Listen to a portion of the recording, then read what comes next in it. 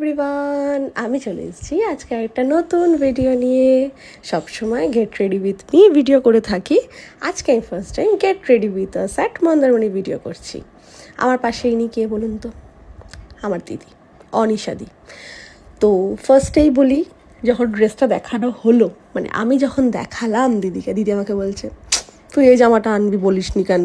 তাহলে আমিও সেম জামাটাই আনতাম, আমারও সেম ছিল।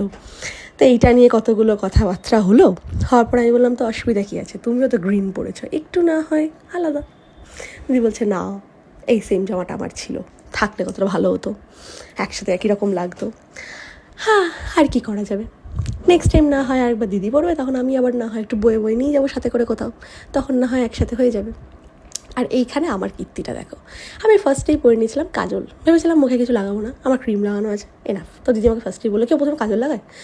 না, আর কী করবো, আমার তো কাজই তাই, কাজল, লিপস্টিক আর মাস্কারা আর একটু ভুরুটাকে ঠিক করা, ব্যাস।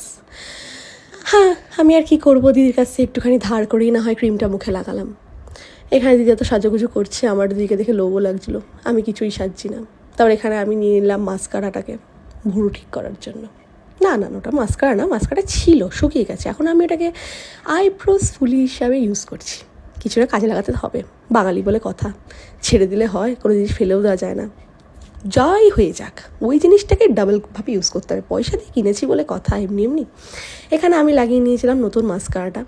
আমি তো দিদিকে বললাম একটু ট্রাই করে দেখো, মাস্কারাটা বেশ ভালো, মার্সের, আমি ফার্স্ট টাইম ইউজ করলাম সেদিনকে। তো দিদিকে বললাম বেশ সুন্দর লাগছে, ইউজ করো। আর এখানে নিয়ে নিয়েছি দুটো লিপস্টিক, আমার ওটা ফেভারিট লিপস্টিক, ওটা দিদির লিপস্টিক। আমি দিদির সাথে দেখা হওয়ার পরই লিপস্টিকটা বললাম আমি এটা লাগাবো, এটা আমার খুব সুন্দর লেগেছে। তো দিদি বললে নেই, এটা তোর ফেভারিট লিপস্টিক হয়ে গেছে, তাহলে নেই। হ্যাঁ, এখানে যখনই দেখা হবে এটা নিয়ে আসবে সাথে আমার জন্য, আমি ইউজ করবো। তো এখানে আমি সুন্দরভাবে একা একটুখানি নিজে ক্যাচ মেরে নিচ্ছিলাম, লোকজনকে সাইড করে নিজেকে তো একটু দেখানোটা বেশি ইম্পর্টেন্ট না, এটা অ্যাজ ইউজুয়াল স্বভাব আমার, সবসময় নিজেকে আগে দেখাবো। এই যে মাঝখানে চলে আসলো দিদি, এন্ট্রি নিয়ে নিল, এটা কি ঠিক বলো তো তোমরা? এই যে এখানে আমরা দুজন রেডি হয়ে গেলাম। হ্যাঁ, এখনও এখানে একই সেম বক্তব্যই চলছিল আমাদের কনভারসেশনে, যে সেম জামা হলে বেশ ভালো হতো। তো আর কি করা যাবে বলো তো, আমাদের কেমন লাগছে?